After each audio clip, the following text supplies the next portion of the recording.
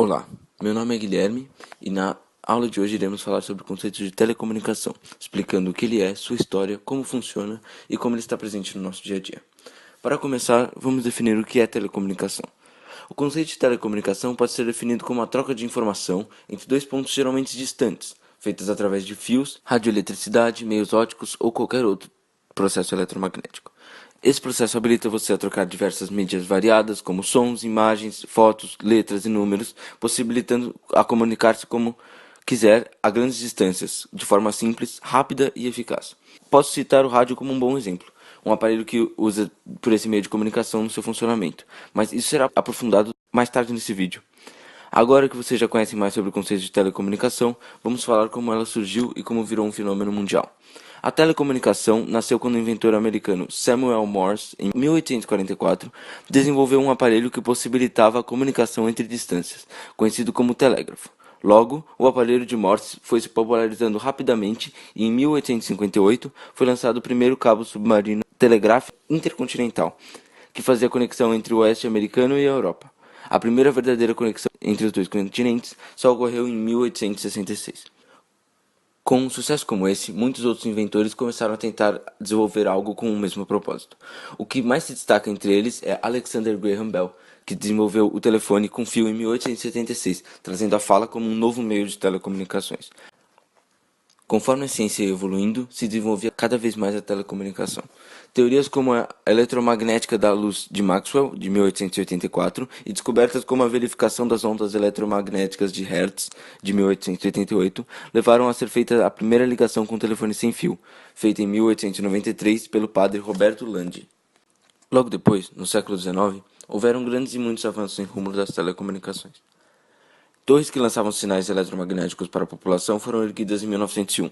O rádio e a televisão foram desenvolvidos na década de 1920 e os russos lançaram o primeiro satélite da Terra em 1957, com os americanos mandando o primeiro homem para a Lua em 1969, sendo esse o mesmo ano que surgiu o que nós chamamos hoje em dia de internet.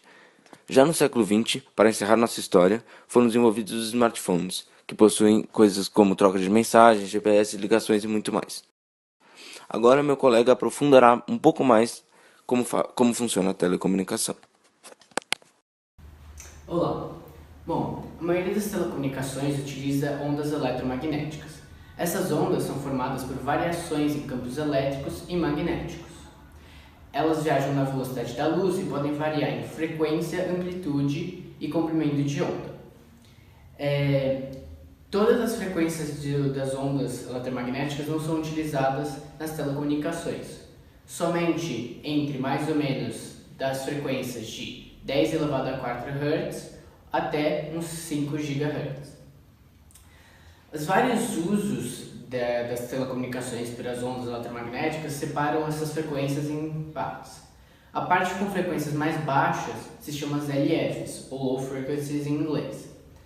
Elas são utilizadas para transmissões submarinas ou entre continentes de longa distância. Logo depois delas, com frequência um pouco mais alta, vem a estação de rádio de AM, que vem dos 600 kHz até 1,5 MHz. AM que vem de amplitude modular. Também de rádio tem as FMs, que são de 88 a 180 MHz. A diferença entre AM e FM é que AM, como eu já disse, é amplitude modular e FM é frequência modular.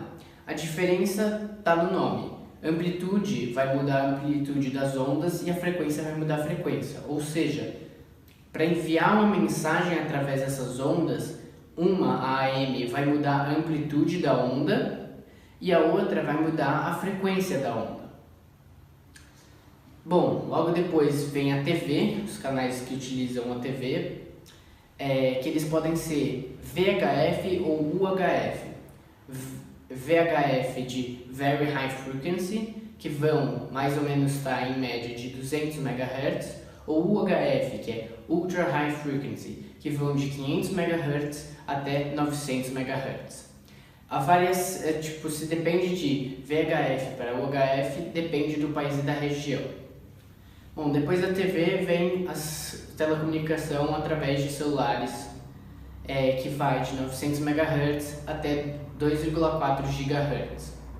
Depois dela só vem o Wi-Fi, que vai ou ser exatamente 2,4 GHz ou 5 GHz. 5 GHz é menos comum de ser utilizado do que o 2,4. Bom, mas até agora eu só falei das frequências. As outras características que podem mudar são do comprimento de onda, por exemplo.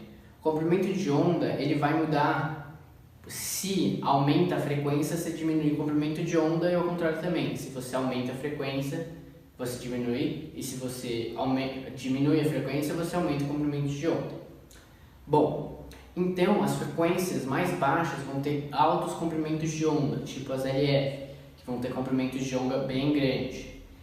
Uma qualidade disso é que, primeiro, por um dos fenômenos físicos de ondas que são a difratação, que é a capacidade da onda de desviar de obstáculos, quanto maior a onda, melhor ela consegue desviar de obstáculos, tipo prédios. Então essas ondas conseguem passar por mais prédios, só que ao mesmo tempo elas perdendo a quantidade de frequência sendo menor, ela perde o poder de penetração, então ela não consegue passar da ionosfera. Ondas com maior frequência conseguem.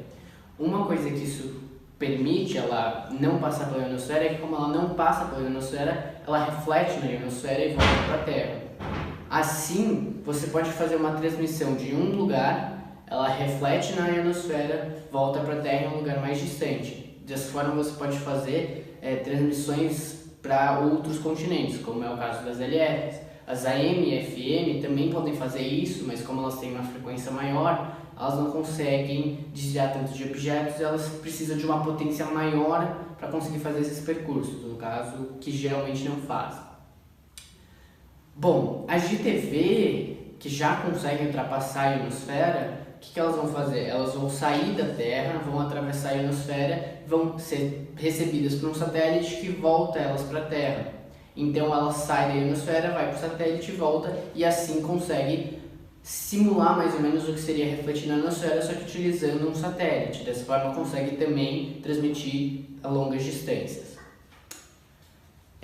O celular também consegue fazer a mesma coisa.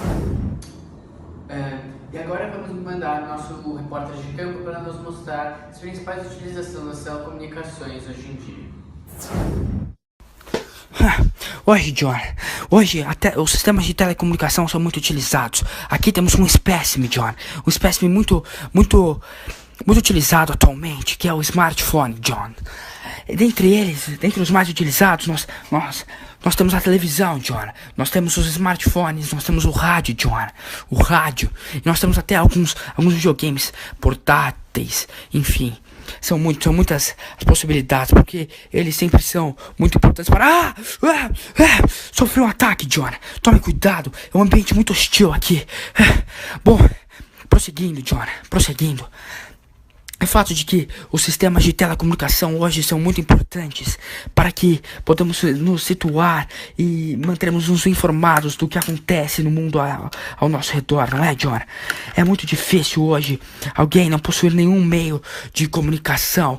Ele é muito importante até às vezes para prevenir de possíveis furacões, tornados, entre outras coisas, John, de tsunamis, etc. É muito diferente. E aproxime-se, John, aproxime-se. Veja o que temos aqui. Isso aqui, John, isso é uma televisão.